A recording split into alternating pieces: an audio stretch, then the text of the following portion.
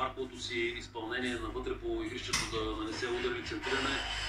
При всички положения затруднява Кариас, който трябва да действа с по-слабите си играчи. Сега отнета топка от Барселона в близост до наказателното поле на Реал Мадрид. Ламин Ямал назад за Жул Кунде. За Френки Де Йонг. Френки комбинира с Педри. И отново нидерландеца.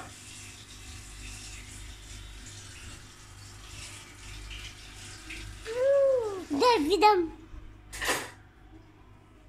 Педри. Тръгва през центъра. Оскара комбинира с Фермин. Фермин след това търси Феран Торес. Намеса обаче на Едер Милитао. След това Карера се изчиства. След като Винисиус игра последен с топката, това е тъч в полза на Барселона. Ето го и Маркус Зорг, който днес е на резервната скамейка в отсъствието на Ханс Дитер Флик, който беше наказан след последния шампионатен матч на каталунците